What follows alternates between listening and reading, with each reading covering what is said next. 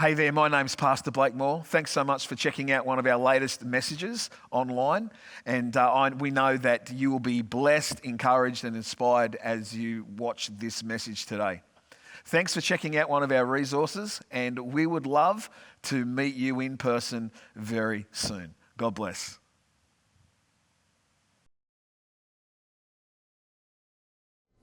Well, I'm going to start with a question this morning.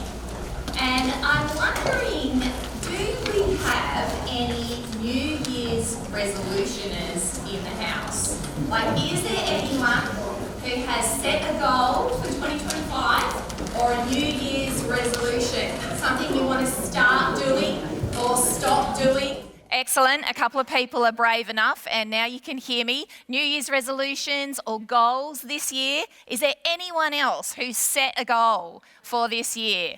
Yeah, a few. Thank you. All right, here's my next question, because I've done this before, not this year, but in the past. Has anyone made a New Year's resolution like 4 days ago and thrown it out the window already by the time it got to Sunday? Yeah, okay, a couple. Like, what was I thinking? How am I ever going to achieve that? It's too hard. Shelve it, rethink it. There's always next year. A couple of people said yes. Now, if you were at church at Coles Beach last week, you may have heard Pastor Blake say that about only 8% of New Year's resolutions are actually achieved. That's pretty low, 8%. And one of the reasons our resolutions and our best intentions sometimes fail is because we focus on changing our external behaviour, what I want to do or I don't want to do, without looking at where our behaviours are born. So maybe you want to eat more healthily, or you'd like to save more. Perhaps you want to spend less time on social media or have a better work-life balance. You might have some relational goals or some spiritual goals like reading your Bible more regularly or discipling your family. And you find it frustrating that you want to do those things, but they just don't seem to happen. You can't make it stick. To successfully change our behaviour, sometimes we have to look deeper. We have to change our attitudes, our mindset, and our hearts. Because our external behaviour is a product of what is happening internally in our heart. Groeschel says this: if you want to change your habits, let God change your heart. You have to start internally to get the external results in the long run. And over the next few weeks, we will look at 5 different habits of a healthy heart. That's our series title, Habits of a Healthy Heart. We're going to ask God to change our hearts. Today we're starting with the habit of self-examination. The habit of self-examination. And this requires a sincere and honest look inside ourselves and giving God permission to work in our lives so that we can change and grow. Because who wants to be a Christian in just name only? Like, are we even following Jesus if we're not prepared to go where he leads? If we're not willing to grow or change. These tools, these habits will help you deepen your relationship with Jesus and strengthen your faith. So let's jump in, and I hope this is going to be a really helpful series for us. I'm going to front load today's sermon with 3 verses about the heart that we will circle back around to later. Here's the first one. The heart is deceitful above all things and beyond cure. Who can understand it? Jeremiah 17:9. So I love a bit of hard truth to start the year.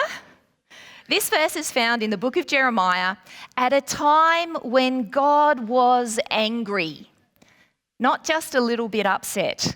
God was angry about the continual sin and idol worship of his people who said that they loved him. So they were saying one thing, but they were doing something else. The prophet Jeremiah was bringing them messages they did not want to hear. It made them uncomfortable. And this verse is part of God's response. He basically says, you're kidding yourselves. You're not being honest about the state of your heart. There's no self-examination here. The problem then in Israel, as it is today with us, is self-deception. We pretend that we don't need to change, that we don't have issues or sin or addictions in our lives. Apparently, we are more likely to lie to ourselves than we lie to others. Psychologists seem to agree that humans are very good at self-deception. So we have this problem that we can't cure ourselves. Our problem is self-deception. Here's our next verse about the heart. Search me, God, and know my heart. Test me and know my anxious thoughts. See if there is any offensive way in me and lead me in the way everlasting. Psalm 139, 23 to 24. King David wrote this psalm, and he learnt the hard way just how deep his propensity to lie to himself really was. So this process of self-examination means that we should ask God to show us what we can't see in ourselves because he knows our heart. So even if we don't say this prayer, search me, God, you need to know God sees us. What we're doing is we're saying, search me, God, and let me know what you can see. And don't be thinking about how this applies to anyone else or thinking, oh, I wish that person was here today. Because self-examination is the responsibility of only one person. And then, of course, comes the difficult part of the process, acknowledging and facing up to the things that we try to hide from ourselves and giving God permission to change our hearts. Here's verse number 3 about the heart. Create in me a pure heart, O God, and renew a steadfast spirit within me. Restore to me the joy of your salvation and grant me a willing spirit to sustain me. Psalm 51, 10 and 12. Now we know that God is a problem solver and the solution to our sin problem is always Jesus. We need to repent. We need to say sorry to God and receive the forgiveness that Jesus offers. You know, Jesus didn't go all the way to the cross so that we could continue to carry the guilt of our past with us. We need to leave it with him. And he didn't go all the way to the cross so that we could just continue to be the same old person that we've always been. He wants us to be renewed and have a restored relationship with him, to be able to live our salvation day to day with joy. That's what it's about. Without this habit of self-examination, our hearts are burdened. We feel spiritually dry, overwhelmed, or distant from God. The purpose of self-examination is not judgment or beating ourselves up. It's restoration and renewal and joy in God's salvation. That's why we do it. It can be a hard process and certainly there's honesty required, but it's worth it. Now, probably one of the most obvious examples in the Bible of what happens when you don't acknowledge your sin or examine your heart before God is found in the story of David and Bathsheba.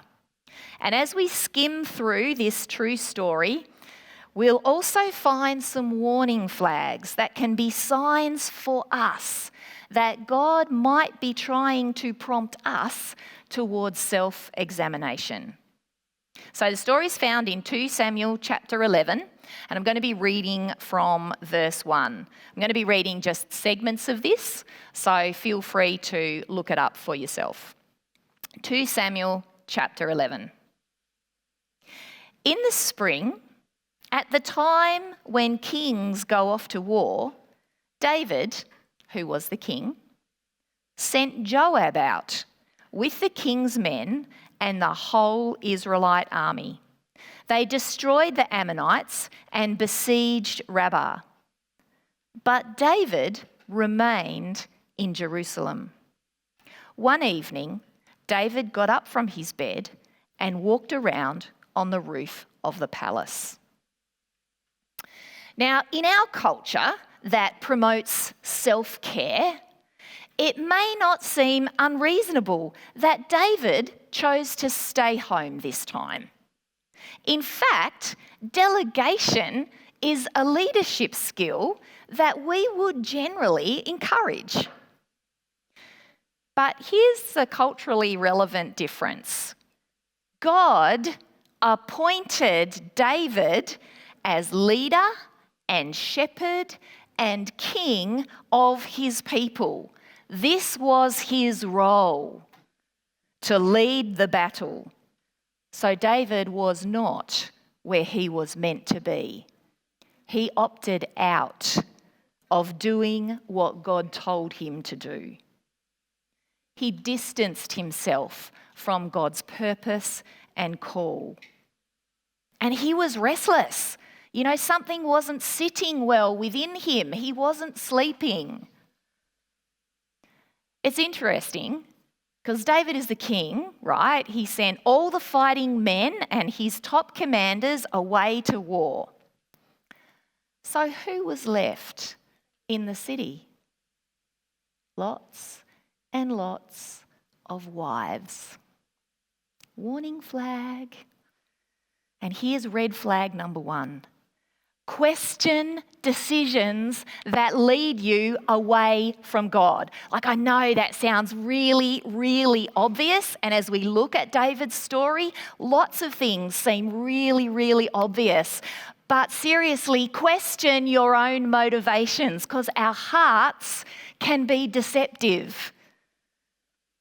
If there's a niggle in your heart saying, I don't feel like going to church today, question it. Where do you think that thought comes from?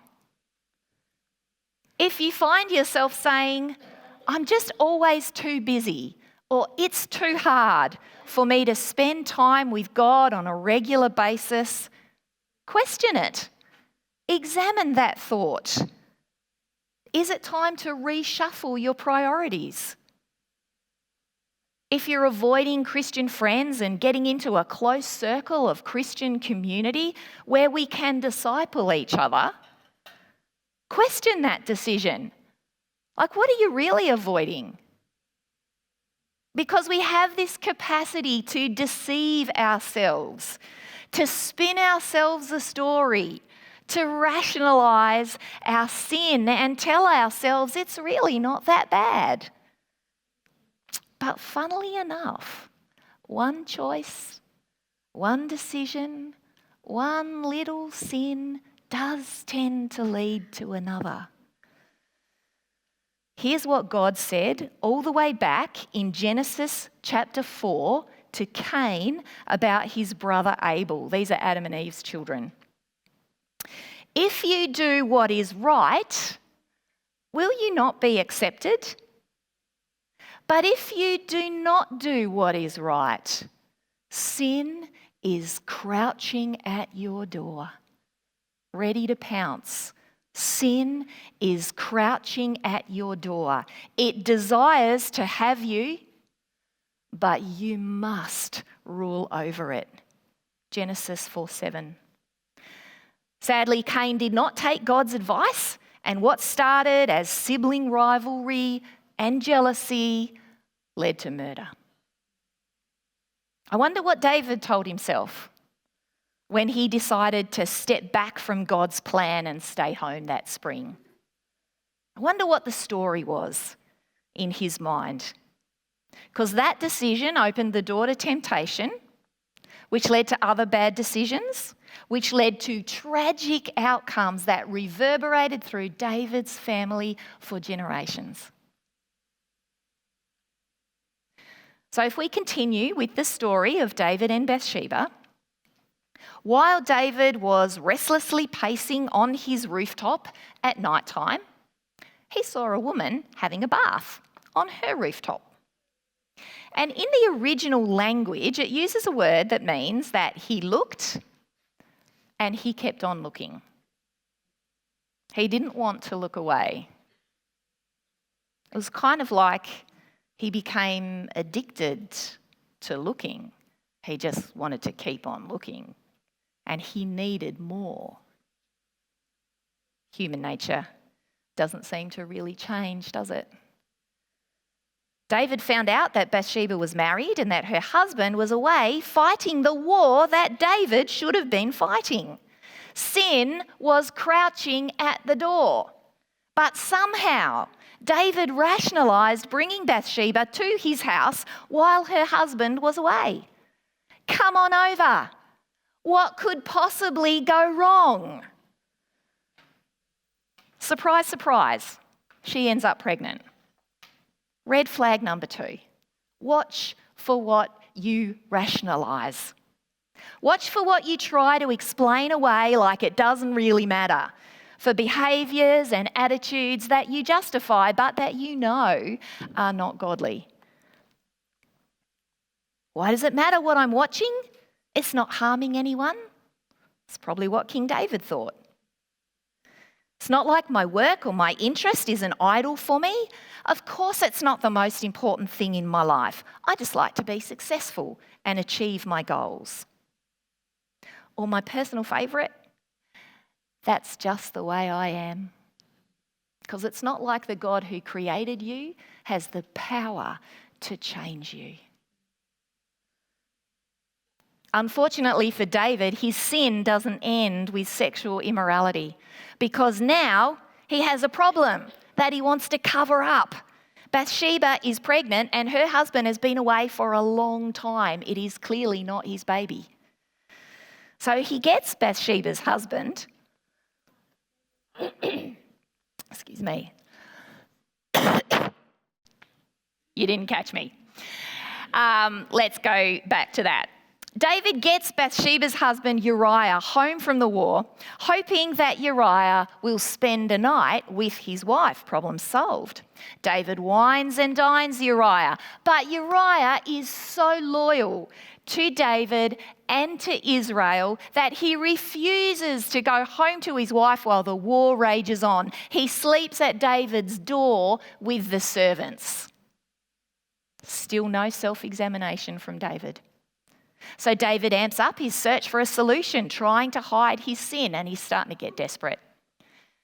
David sends Uriah back to the battlefield with a note to Joab, his commander, ensuring that Uriah would be at the front of the battle and would not survive. And he gets Uriah to deliver his own death sentence to Joab.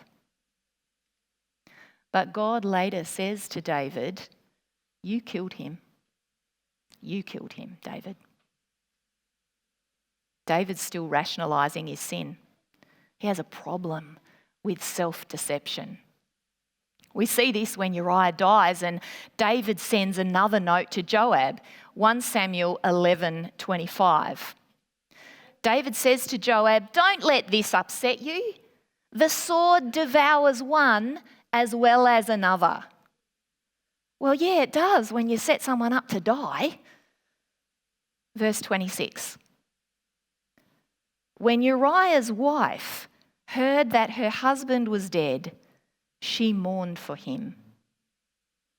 After the time of mourning was over, David had her brought to his house, and she became his wife and bore him a son. But the thing David had done displeased the Lord. David thought he'd covered his sin up, but God knows.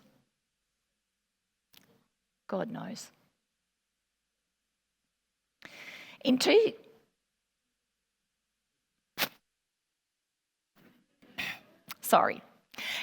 Samuel chapter 12, God sends the prophet Nathan with a message for David.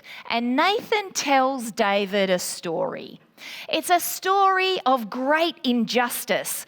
It's heart-wrenching. And David is totally engrossed in the narrative, angrily denouncing the villain who should be brought to justice, until Nathan says, "Wake up, David.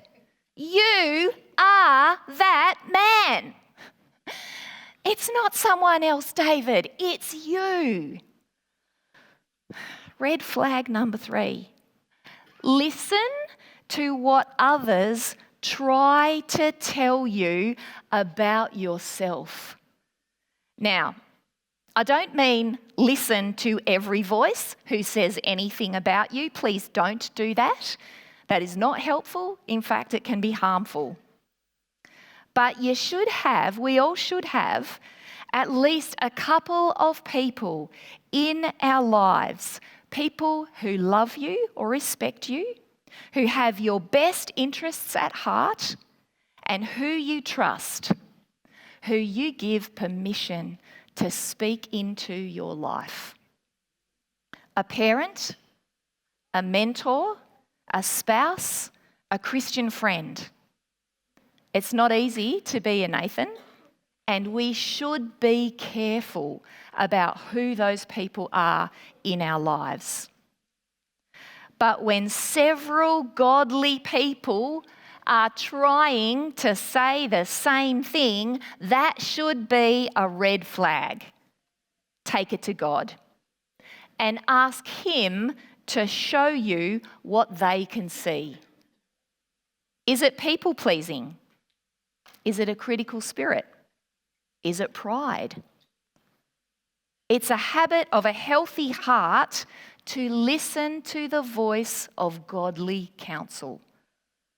Now remember, all of these red flags are prompts for self-examination. Take it to God and check it. Always take it to God and check it. Red flag number 4. Watch for where you are most defensive.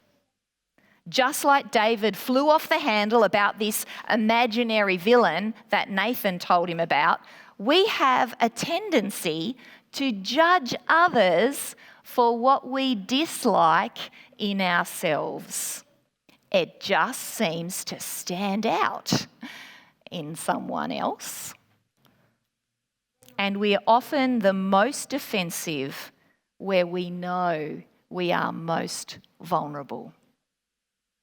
We get offended to deflect attention away from our faults. It's an avoidance tactic. Any suggestion that we may be wrong or unwise or have a problem gets blown out of proportion. The defences go up and the offence comes out. We get offended and we ignore the real issue. So, if there is a Christian who loves or respects you, who has your best interests at heart, and who you trust, who tries to speak into your life in a non-judgmental way, and spouses, by the way, the middle of an argument, that is not the time. Never in a highly charged emotional moment, do not attempt this conversation. But if there is someone who is balancing truth and love and tries to say something about you to you, how do you respond? Do you get defensive? Are you, in fact, protecting or defending something in your heart that God would like to change? If you had the courage to examine yourself before God, would you find that you've been protecting a sinful attitude or action in your heart? Because here's the thing about self-examination. You cannot change what you will not confront. You cannot change what you will not confront. When David was confronted by the prophet Nathan, he immediately admitted his sin and repented. Now, there were still consequences for David and his family, but God forgave him. And through Jesus, God redeemed David's story. Psalm 139, 23 to 24 is a prayer of self-examination. And David eventually went through this process. Search me, God, and know my heart. Test me and know my anxious thoughts. See if there is any offensive way in me, and lead me in the way everlasting. In a book that my small group used as a resource last year, there was a spiritual discipline that went something like this. Sit with what makes you uncomfortable. Sit with what makes you uncomfortable. Don't ignore it or run away from it. Is God provoking your spirit? Are you restless because you're in the wrong place? Why do you feel uncomfortable? What are your true motivations? Ask God to show you, lead you in His way. Self-examination means confronting, admitting, repenting of the things we know are not of God, and asking God to change our heart. And here's a prayer for a healthy heart. The solution, forgiveness and restoration. Create in me a pure heart, O God, and renew a steadfast spirit within me. Restore to me the joy of your salvation, and grant me a willing spirit to sustain me. We've recently sold our house, and if you haven't done that before or recently, I'll just let you know, there is a lot of cleaning that has to be done to get a home ready for market. Some people know that I was somewhat traumatised by this. There is normal cleaning that you do regularly, and then there's people are coming to inspect my house cleaning, and that is next level cleaning for me. I'm also in a stage of life where I have to wear glasses sometimes. Don't have to wear them all the time yet. It's coming, but not yet. But I just want to make this analogy. Sometimes we act as though we don't need to put our glasses on when it comes to examining our hearts. Because, I can see what's up close, I can tell who's in the front row, but if I didn't already know, that is so blurry all the way back there. You know, when things get further away, sometimes they just get a little blurry, I can't really see them.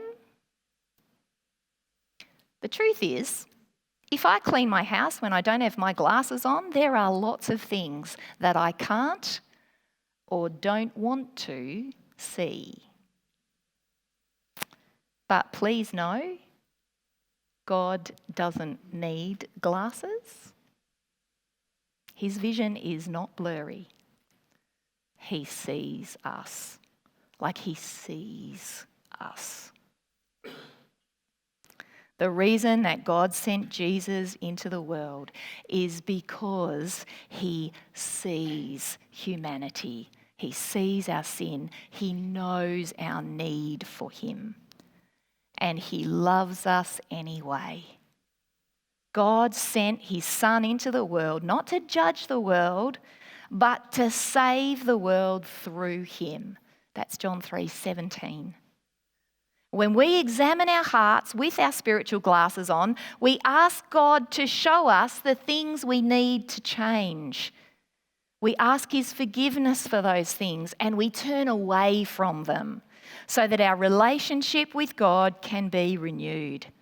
The joy of our salvation can be restored through what Jesus has done on the cross. Leave your guilt at the cross, leave your resentment at the cross, and ask for a clean heart. Trust that God will forgive you.